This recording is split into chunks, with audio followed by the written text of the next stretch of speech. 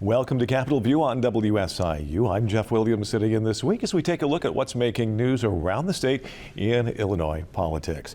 At the top of the news feed this week, it seems to be a never-ending story. Of course, we're talking about the latest legislative efforts to potentially keep the Chicago Bears in Illinois. Now, a couple of new Republican-led plans are in the works. We'll take a closer look along with some more post-session analysis. And to help lead our discussion this week are Brenden Moore, State House reporter for Capitol News Illinois, and Jason Piscia, director of the Public Affairs Reporting Program at the University of Illinois Springfield and former State House reporter. Gentlemen, welcome back to the program. Good to be here. Good to be with you, Jeff. Well, so even though I believe the Bears board voted late last week to move forward with the plan to build across the state in line in Hammond, Indiana, two Republican lawmakers are now offering up proposals to, in some way or another, help restart negotiations. The governor seems to be entertaining any unified effort by the legislature. And Brenden, I know you've covered this story throughout the session. What is the latest on this seemingly ongoing saga? Yeah, this is really the story that will just never end. And even with the end of session, this story is not over. As you said, Jeff, last week, the Bears announced that they've advanced a proposal to build a stadium in Hammond, but they left a lot of ambiguity in that statement. It was nothing close to final. They don't even have a site picked out in Hammond. But the view is that Hammond is now in the lead over Arlington Heights because the Illinois legislature failed to pass a plan that would give the Bears the tax certainty that they have been seeking in Arlington Heights. Earlier this week, we saw the governor was asked about this a little bit, and we saw some Republicans come up with a couple of plans. So I guess I'll just start with the Republican plans. One is from State Rep. Dan Ugasti that would basically adjust this mega projects concept, would allow for really big developments to do a negotiated payment in lieu of taxes. $500 million to be the minimum investment, which would be a higher threshold than what the bill that passed in the House back in April would have been, which was $100 million. There were a lot of concerns about what the impact would be on local taxing bodies and the tax revenue in communities. So this would make it a bigger barrier. It wouldn't affect the Bears, though, in that sense, because the Bears have said they're going to invest $2 billion in private funds for a development. So this would still allow them to use that tool. And there would be some protections in there, as there were in the original bill for, a mega project can't be used for residential development, because obviously, that helps, residents use services, schools, and services in a community. So that would be some version of the pilot bill that was passed earlier by the House. And then State Rep. Marty McLaughlin from Barrington Hills proposed essentially what seems like an upped infrastructure investment from the state, over $1 billion, which is more than the Bears have asked for. Although we haven't seen the fine details of the plan, it didn't really address property taxes, which has really been the key driver of this conversation. The Bears want to know what they're going to pay in real estate taxes for the next 4 decades in order to move forward in Illinois. But the governor was asked about all of this earlier this week. And basically, he almost took a defensive position regarding how he's handled these negotiations and whether or not, state lawmakers pass the ball or drop the ball, if you will. Basically said that the Bears fumbled the ball a few times, that they changed plans. They had that rendezvous with Chicago in 2024.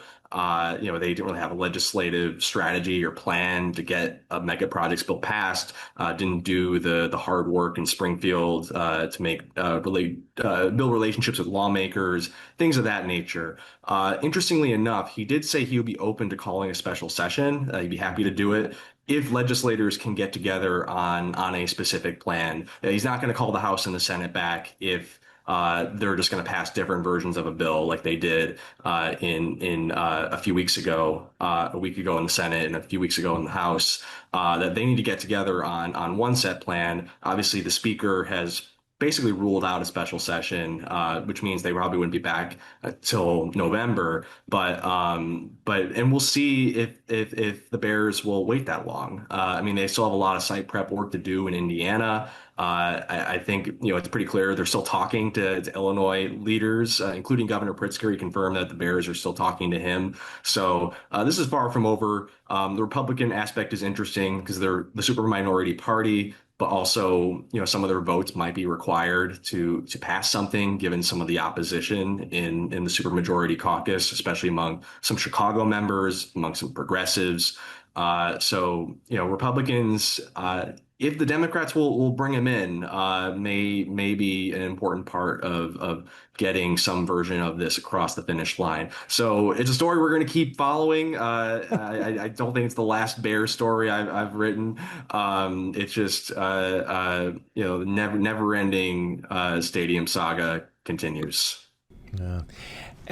At the risk of being blasphemous, but to kind of play devil's advocate, this is a billion-dollar team, billion-dollar owner.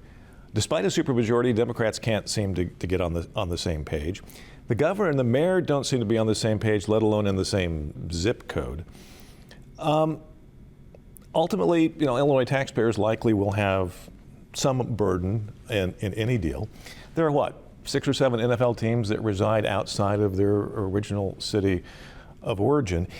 Does there come a point where the state just says, we love you, it's been great, but best wishes and good luck in Indiana? Yeah, I'm interested in the political strategy of this, at least from Pritzker's point of view. I mean, does he want to be the governor who's known for letting well-known NFL franchise leave the state, or does he want to be known as the governor who helped shield Illinois taxpayers from getting snowed over by a big lucrative deal for the Bears? And I think that if you think about, how Pritzker may be weighing a presidential run, how, whatever the Bears do might play into that and how that might look and how might that play into campaigning. So, I don't think, as Brenden mentioned, we're far from this being over. If I have to add to the football puns that get thrown around when we talk about this story, I think the story's on the other 30-yard line. There's still like 70 yards to go before we figure out how this thing ends. So we'll see. But I always think about the political ramifications and what are the strategists thinking in the background on, what does this decision do for our chances to get elected or reelected? Mm-hmm. Yeah, kind of along those same lines. We had John Jackson was on last week and was kind of talking about some of that as well. What role, either one of you, what role do you think the impact on outside of the Chicago metro area on whether it be taxpayers or local municipalities as a result of whatever might go into an incentive plan, what role do you think does that play or will play in whether ultimately General Assembly comes up with a deal? Yeah, I mean, I think a big impediment for the Bears has been a lot of legislators have been like, what is in it for my community, or what's the impact going to be on my community? People are voting their districts, and whether that's in Chicago or downstate.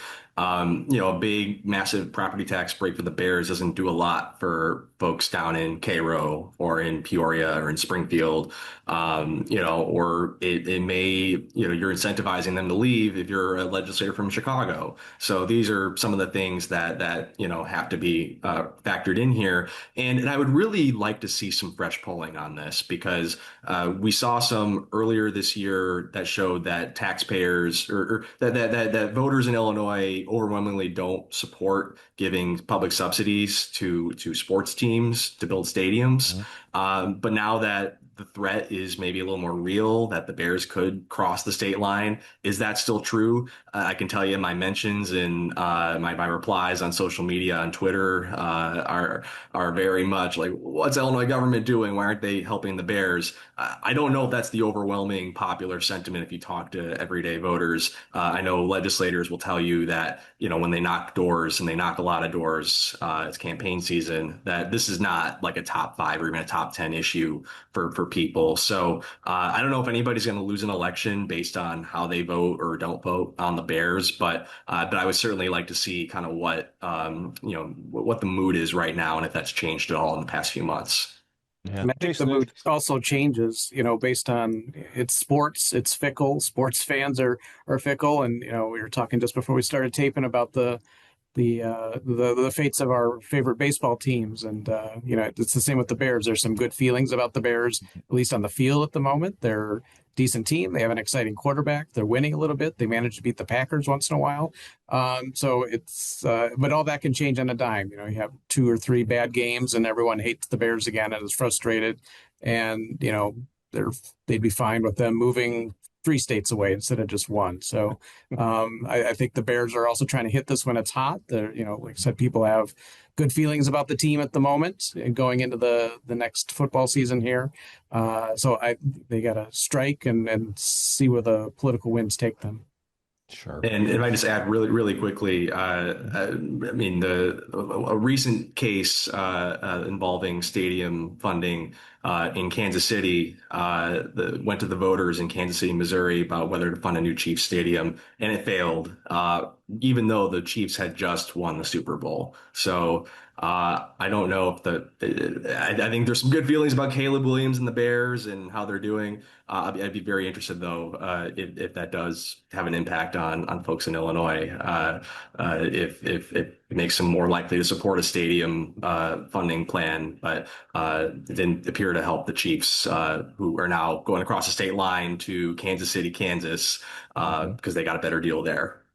Sure. Sure. I want to shift our focus just a little bit as we kind of continue to debrief after the legislative session.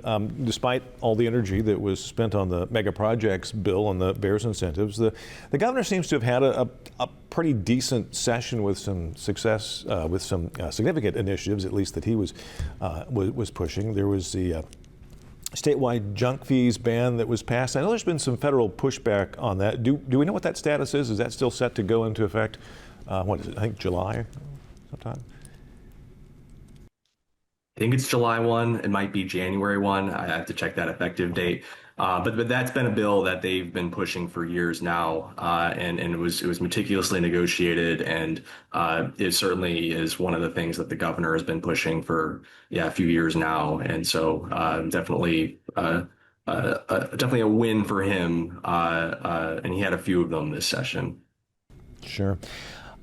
We had a ban on cell phones in public school classrooms passed as well. What will that ultimately do? I know there's places some restrictions on when kids will be able to access phones at school. Yeah, this one won't begin until the 27-28 academic year, but now every public school and every charter school in Illinois will need to come up with some sort of a cell phone policy. The bill really doesn't make too many demands on what that policy needs to look like, just that there pretty much needs to be one. A lot of schools already have them. But again, the schools like this because it, doesn't make them the bad guy necessarily. They're just following state law. So we'll see where that goes. The parents, I think students obviously don't like it. High school students need their phones in front of their faces all the time. And anytime you take them away, speaking as a parent of a teenager myself, anything you do to restrict phone access is very painful to them. But parents there's been some concerns from them as well. Like I said, I'm a parent of a teenager, and even though I get frustrated at the amount of time my 15-year-old spends on his phone, I like to know that he has his phone in his pocket at school. If there's anything that comes up, he can call or text or do whatever to get a hold of me at a moment's notice. And depending on what his school district does in terms of the policy, restricting things, that might be affected in some way. His school already, each teacher has their own policy. but he's generally able to keep his phone in his pocket and it's right there, and just can't have it out during class. So schools will be free to put together any sort of policy they want, but that'll need to be in place not this fall, but next fall. Yeah, yeah. Well, as someone that used to threaten my college students that I would be glad to answer their phones if it rang during the middle of lecture, I can certainly understand that. Also, I believe a new social media tax was in part of the whole budget plan and process that did pass. Do we know exactly what that will do? Yeah, so that would basically impose a fee on social media companies based on the amount of users they have in Illinois. Um, I believe at a certain point it's like 10 cents per user. It might be on a progressive scale, goes up the larger the company. So this is targeting Facebook and Twitter and the larger social media companies. And that was a big proposal in the governor's budget plan. He also had a social media safety plan that put some restrictions on how children engage with social media, and so this is kind of a way to recoup, I would say, some of the cost of the harm that social media can do to particularly the young people, and help fill the budget a little bit. I do believe they are expecting litigation on this. So I don't know if they're necessarily going to bank on the revenue being there this year, but they definitely want to get it on the books for future years. So that's something to keep an eye on in the courts. Sure. Wanted to touch base with you both. There was an article in Capital Facts on the number of days that the Governor Pritzker was actually in Springfield when lawmakers were in session. I think he was present for like 22 some session days and absent for 40 some other session days. I know there were some days canceled in there too, but to what extent do either of you think that the governor's presence under the Capitol Dome, or at least in Springfield when lawmakers are there in session, would have had a difference or makes a difference on what legislation went through this session? Yeah, I mean, I think that it's always helpful when the governor is in Springfield and he's talking to legislators and he's wheeling and dealing at the end of session. And, to be clear, he does a lot of that even, when he's not in the Capitol. I mean, he's talking to legislators and staff all the time on the phone, and he's back and forth a lot, but especially between Springfield and Chicago, which is where he lives most of the time. It was hard this year a little bit because the House and the Senate were kind of on different schedules all year. So the Senate would be in one week, but not the House, and vice versa. So it could be kind of hard to be here as much. As the governor said the other day, he obviously has kind of a statewide, responsibilities. He doesn't necessarily, he has other things he has to do beyond being in session. And he would point out that even though some of his top initiatives, such as the Building Up Illinois Developments Plan, which is a comprehensive plan to address the housing crisis, as well as the mega projects bill, did not get across the finish line, he did get a lot of what he wanted this session. We've talked about the social media tax, the cell phone ban, junk fee ban. There's also insurance reform. So he would argue that even though he wasn't maybe in Springfield as much, and there were a couple of things that did not get done, that a lot of his agenda still got through, even though he was only in for maybe half of the session days. Yeah, and this is a story that Springfield especially is particularly obsessed with. I've been paying attention to state government since I came to Springfield in the late 90s. And, even back then, we were always concerned about where's the governor spending his nights and is he in town? We had governors like Edgar and Ryan who were, generally downstate people to begin with and lived here on a regular basis. Then, Governor Rod Blagojevich came to town, and he notoriously didn't seem to like Springfield and spent a lot of time in Chicago and very little time at the executive mansion. And there was much hay made of that over the years as well. But as Brenden mentioned, things still get done. Technology's better. There's jets that fly people back and forth. So the world is not as big as it might seem, especially in a state like Illinois. So I think it's a great story for interest, for data to look at, where the governor is spending his evenings, or and his days. But in the end, I think the work is still getting done. Sure. I just wanted to touch base too and throw this out there. Now we're at that point in the session. Any handle on some of the signings of these major bills and when we might expect some of those things to happen, or what maybe already has happened? Well, the big one we're waiting on is the budget. I mean, we're recording this earlier in the week. We'll see maybe if it's already signed by the time this airs. I would expect that to be in the next week or two, because that takes effect July 1st. There are some that have to get out the door a lot quicker. There was a couple of these already signed, but generally, throughout the summer is kind of a steady stream of bill signings. Obviously, the governor's legal staff has to review a lot of these bills, and they also want to, he'll, especially for some of his big achievements, he'll want to do bill signing ceremonies, and so there's scheduling issues there. From the time it gets sent to him, he has 60 days to take action. So generally speaking, it'll be between now and usually state fair time is when most of the bills get that they review and they signs. But we'll certainly be looking for a Friday afternoon tranche of 100 or so bills that he'll sign. We've had a few of those in my day. Yeah. In the 5 minutes or so that we've got left, I wanted to shift focus just a little bit. State Controller Susana Mendoza has made her campaign for Chicago mayor official. Any surprises by her announcement? I think not. She chose not to run for re-election as comptroller. Didn't say at the time it was because she was going to run for mayor, but that sort of was the writing on the wall for everyone.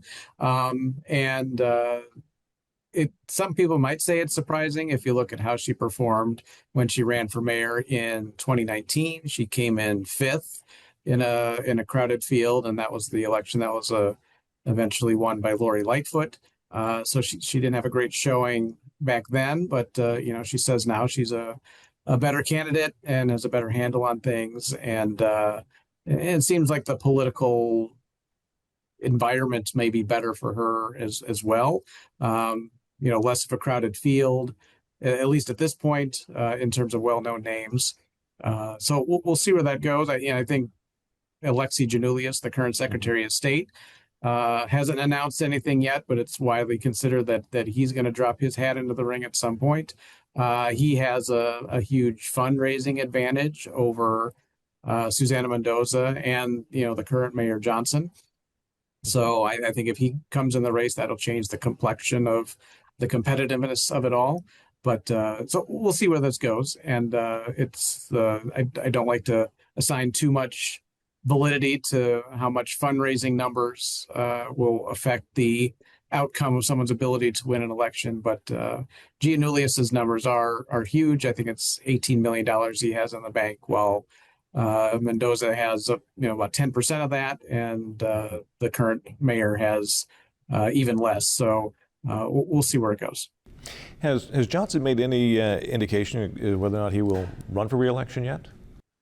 I haven't heard anything. Have you, Brenden? I don't remember hearing anything. He has not officially announced. I mean, I think most people expect him to, but no formal announcement yet. I believe now the only there's a smattering of candidates that have announced, Mendoza being maybe the most high profile. That was the worst kept secret in Illinois politics. Not even really a secret. I mean, she's been doing a bunch of videos on her political channel about Chicago for the past few months. And then obviously Congressman Mike Quigley is in the race. Cook County Treasurer Maria Pappas, and a few others. As Jason mentioned, Secretary of State Alexi Janulius has $18 million in the bank. He seems to be the chosen candidate of the city's business community, as well as the trade unions, who want Johnson out pretty bad. But Mendoza obviously has a base of support in the Latino community, as well as in some of the more conservative white ethnic communities on the northwest and southwest sides, where you have a lot of cops and firemen. She's definitely kind of more of a moderate Democrat, especially on some public safety issues. So it's shaping up to be an interesting race. Again, she's going to be at a disadvantage when it comes to money. Janulius will have no issues there. And then the question is, yeah, does Johnson run again? And I think he will. He'll have the backing of the Chicago Teachers Union, although there seems to be a bit of a split with the CTU and the SEIU. And both of them were integral to him getting elected the first time. But we'll see. I think we may be headed to another runoff, and we'll see if Johnson can make it. Lori Lightfoot did not make it last time, so we'll see if that happens again. Yeah. Less than a minute, just quickly, what's on each of your radars? What are you going to be watching in the coming weeks ahead? Probably just the Bears for the most part, and then we're going to get back on the campaign trail. We have an election in a few months, and I'm sure we're going to be hearing some more from the campaigns for governor, for Senate, and for the various legislative races. Jason? Yeah, I'll say the campaign as well. This sounds strange to say out loud, but I've kind of missed not seeing political campaign commercials every 5 seconds. I'd be interested to learn to see what are these candidates, where they think the priorities are and what they should be talking about. Yep. Jason, I'll let you have the last word. Gentlemen, thank you for joining us this week on Capitol View. For Jason Piscia and Brenden Moore, I'm Jeff Williams. Thank you for joining us. Have a great week.